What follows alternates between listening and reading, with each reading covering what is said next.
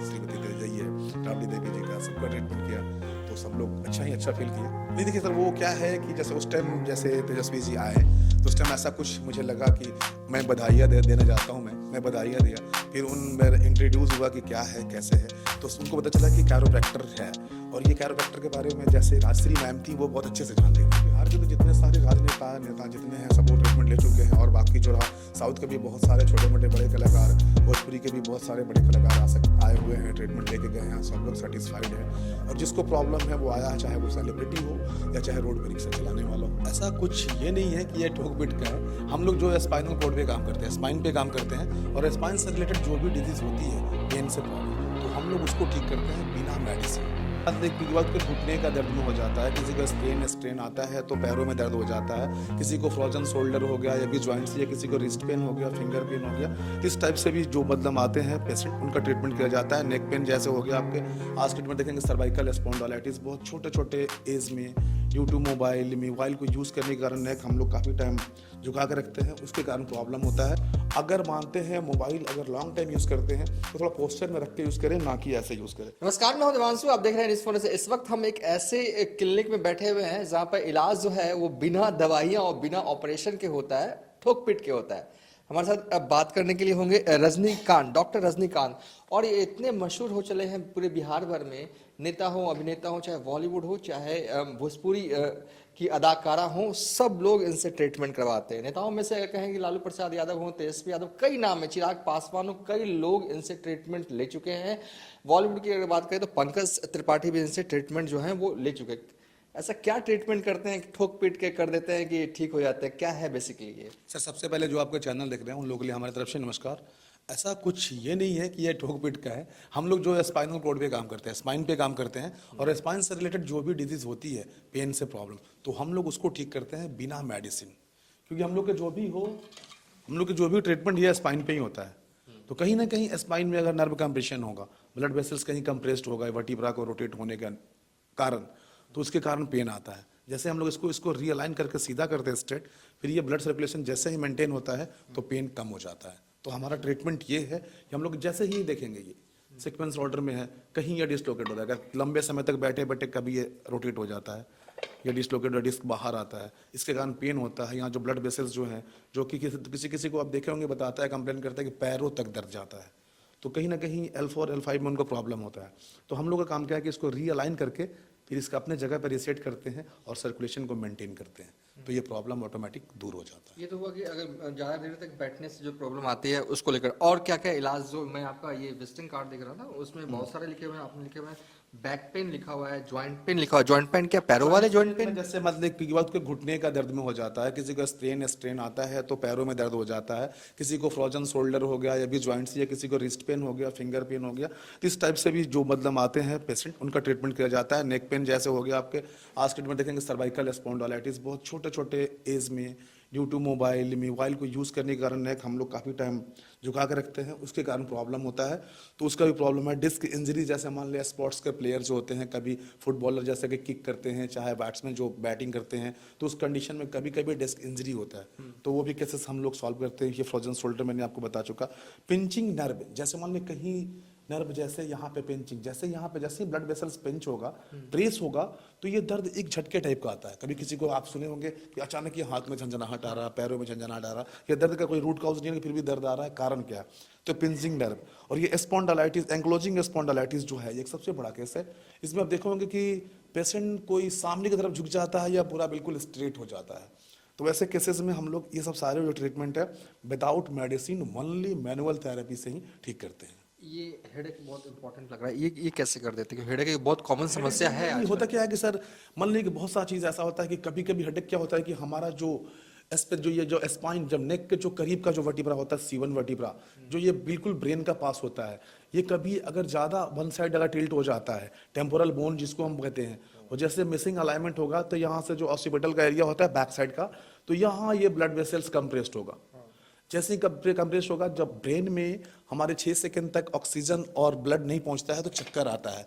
और ये जो पेन का कारण है, हमारे ब्रेन का तो कोई पेन ही नहीं होता है। ब्रेन में तो कोई लोग कहता है कि हेडेक हो रहा है सर में, तो ऐसा कुछ होगा। सुपरफिशियल जो लेयर होता है वो कहीं ना कहीं स्ट्रेन मतलब टाइट होने लगता है, जब ब्लड सर्कुलेशन नॉर्मल नहीं होता है तो उस कारण हेडेक होता है। तो फिर हम लोग इसको जैसे ही रिलीज करते हैं तो जैसे ब्लड सर्कुलेशन नॉर्मल होता है, जो स्ट्रेन जो होता है, जो स्ट्रेन वो मसल्स पे वो रिलीज होने के साथ साथ काफ़ी इजी हो जाता है और वो हेडेक में काफ़ी राहत मिलता है, लगभग हेडेक ठीक ही हो जाता है। और एक और बहुत समस्या बहुत कॉमन, कमर दर्द इस साइड हुआ, स्पाइन की प्रॉब्लम, उसका भी इलाज है सर? हाँ, स्पाइन का सबसे मैंने बताया जैसे कि कमर में ये जो बीमारी नहीं है, ये लाइफ स्टाइल डिजीज़ है। हम लोग आज के डेट में क्या है कि बैठना भूल गए हैं। अगर हम लोग बैठते हैं टेढ़े मेढ़े या लॉन्ग सिटिंग करते हैं, जैसे कि मान लीजिए कोई बैंकर्स हैं, सॉफ्टवेयर डिज़ाइनर हैं, चाहे ना बहुत सारे ऐसे लोग हैं जो लॉन्ग सिटिंग करते हैं 2 घंटे 4 घंटे 5 घंटे, तो उसमें क्या होता है कि हम लोग बॉडी पोस्चर मेंटेन नहीं कर पाते और जैसे तैसे टेढ़े मेढ़े बैठते हैं।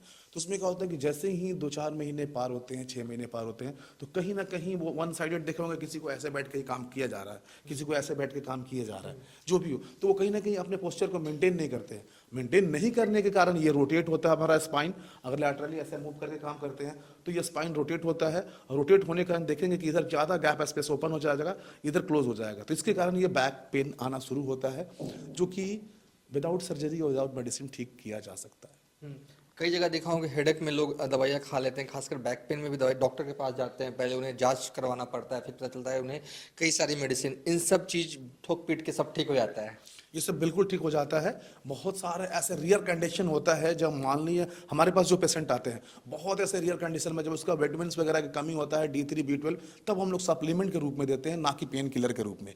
पेन किलर के रूप में हम लोग देख रहे हैं आए दिन ये बहुत सारे साइड इफेक्ट भी है, तो हम लोग कहीं ना कहीं पेन किलर से बचना चाहिए और थोड़ी बहुत खुद भी एक्सरसाइज करनी चाहिए। क्या ये पूरी तरीके से साइंटिफिक ट्रीटमेंट है आपका? ऐसा ना हो कि आपने कस के ठोक दिया और कहीं अलाइनमेंट और ना बिगड़ जाए। नहीं नहीं, अभी तक तो ऐसा जो भी हो भगवान के दया से और मेरे अपने कर्मों पे और कार्यों पे इतना बिलीव है कि अभी तक किसी के साथ ऐसा नहीं हुआ। अभी तक मोर देन 50,000 से ज़्यादा पेशेंट देख चुका हूँ मैं, लेकिन अभी तक ऐसा कुछ सुनने को नहीं मिला, मुझे कभी जानने को नहीं मिला, लेकिन जहाँ तक हो किसी का प्रॉफिट ही हुआ। ये बिल्कुल साइंटिफिक है ना? बिल्कुल साइंटिफिक है। और ये आपके पास कई डिग्रियां मुझे दिख रही हैं, आप कनाडा, टोरंटो, जैसे ये सब मतलब क्या ये है? कनाडा ऑन्टारिया से मैंने कि जैसे ऑस्टियोपैथी कॉलेज ऑफ ऑन्टारिया, यहाँ से मैंने ऑस्टियोपैथी कर रखा है। ऑस्टियोपैथी में मसल्स और बोन के बारे में होता है कि प्रॉब्लम क्या है, कैसे है, उस पर हम लोग विदाउट एडजस्टमेंट, विदाउट ठोक पीट किए ही ठीक कर सकते हैं। और जैसे कि हमारे ये आता है, आप देख लेंगे ये मास्टर ऑफ कैरोप्रैक्टिक ट्रीटमेंट, ये डिप्लोमा है जो है, तो ये जो है हमारा स्वीडन से हुआ है, ठीक है, और ये एकरमन इंस्टीट्यूट है, वहाँ से हुआ है, ये काफ़ी फेमस है हमारे हिंदुस्तान में। तभी कोई कैरोप्रैक्टिक का ऐसा कुछ नहीं है, तो ऐसा जाकर के करना पड़ता है। चाहे बहुत सारे ऐसा इंस्ट्रक्टर होते हैं जो इंडिया भी आकर के कराते हैं, तो जो भी है लीगली है, सारा चीज़ जो है अप्रूव्ड है, मेडिकल अप्रूव्ड है कि ये ट्रीटमेंट ऐसा होता है, इस पे हम लोग ट्रीटमेंट करते हैं। आप सुर्खियों में बिहार में तब आए थे जब तेजस्वी यादव की शादी होती है, शादी की थकान थी और तुरंत तेजस्वी यादव इन्हें बुलाते हैं और सबका एक तरह से आपने मसाज किया था, तो फिर लोग कौन है भाई, कौन डॉक्टर हैं जो पूरे लालू फैमिली का मसाज करते हुए दिखे थे? नहीं देखिए सर, वो क्या है कि जैसे उस टाइम जैसे तेजस्वी जी आए, तो उस टाइम ऐसा कुछ मुझे लगा कि मैं बधाइयाँ देने जाता हूँ, मैं बधाइयाँ दिया, फिर उन मेरा इंट्रोड्यूस हुआ कि क्या है कैसे है, तो उनको पता चला कि कैरोप्रैक्टर है। और ये कैरोप्रैक्टर के बारे में जैसे राजश्री मैम थी, वो बहुत अच्छे से जानती थी कि कैरोप्रैक्टिक ट्रीटमेंट क्या होता है। तो फिर वो सोची कि यार मतलब बहुत अच्छा है कि इंडिया में कैरोप्रैक्टर है, अभी बिहार में है, और बिहार में है तो ऐसा है कि वो इंडिया का फेमस है। तो फिर उन्होंने बोला कि नहीं, ये बहुत अच्छा ट्रीटमेंट है, एक बार सबको करना चाहिए। तो उस मतलब की अवसर पे मैंने तेजस्वी सर को ट्रीट किया, और वो जो भी हो मैंने देखा भी, डायग्नोज भी किया कि बहुत लंबे समय से जब वो क्रिकेट खेलते थे तो एक प्लेयर को कहीं ना कहीं इंजरी होती है, तो ऐसा कुछ था, मैंने ट्रीटमेंट किया, काफ़ी आराम। फिर उसके बाद मैं श्री लालू प्रसाद यादव जी का है, श्रीमती तेजई है, राबड़ी देवी जी का, सबका ट्रीटमेंट किया, तो सब लोग अच्छा ही अच्छा फील किए। उसके बाद में सब इसके अलावा कुछ और वीआईपीज के नाम जो आपके क्लाइंट रहे हों? लगभग बिहार के तो जितने सारे नेता जितने हैं सब वो ट्रीटमेंट ले चुके हैं, और बाकी जो रहा साउथ के भी बहुत सारे छोटे मोटे बड़े कलाकार, भोजपुरी के भी बहुत सारे बड़े कलाकार आए हुए हैं, ट्रीटमेंट लेके गए हैं, सब लोग सेटिस्फाइड हैं। और जिसको प्रॉब्लम है वो आया है, चाहे वो सेलिब्रिटी हो या चाहे रोड पर रिक्शा चलाने वाला हो, सारे लोगों का यहाँ पे हमारे पास व्यवस्था है। रिक्शा चलाने वाला भी आ जाएगा, अफोर्ड कर लेगा? जो गरीब है उन लोगों के लिए हर महीने की 1 तारीख में 200 पेशेंट फ्री देखता हूँ। 1 तारीख को मैं तो उन लोग से यही रिक्वेस्ट करता हूँ कि जिसका हक है वो मिले, जो गरीब है, वो जो मेरे तक नहीं पहुंच पा रहे हैं डर से, पैसे के डर से, तो उनको सपोर्ट करें और मेरे पास आने के लिए मौका दें। चलिए, और ये बता रहे थे कि ये जल्द ही जो है पूरे बिहार भर में अलग अलग जगहों पर अलग अलग टाइम पर कैंपेन भी चलाएंगे और लोगों को जागरूक भी करेंगे इस ट्रीटमेंट को लेकर। जागरूकता इसलिए जरूरी है क्योंकि दवा नहीं है उसमें कोई लगता है, और ना ही कोई दवा नहीं है, और बहुत सारे ऐसे पेशेंट हैं जो हमारे तक नहीं पहुंच सकते हैं। तो जागरूकता जब हम रूट और काउ समझ में आ जाएगा कि ये प्रॉब्लम किस किस कारण से हो रहा है, अगर उस कारण को ही हम समझ लें तो ये दर्द होगा ही नहीं। तो मेरा मेन मोटो यही है कि मैं जगह जगह जा करके कैंप करूं और लोगों को समझाऊं, एक जागरूकता फैलाऊं कि जो कमर दर्द हो रहा है तो किस कारण से इसको रोका जा सकता है। आपको डॉक्टर रजनीकांत नहीं और भी कोई डॉक्टर की जरूरत ही नहीं पड़ेगी, आप इसको घर पे भी ठीक कर सकते हैं।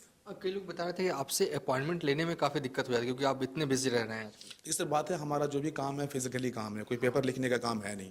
तो हम लोग एक दिन में ज़्यादा से ज़्यादा 10 15 20 पेशेंट कर सकते हैं और 20 पेशेंट कर सकते हैं, लेकिन पेशेंट का जो इंक्वायरी है वो 100 100 200 300 ऐसे हैं।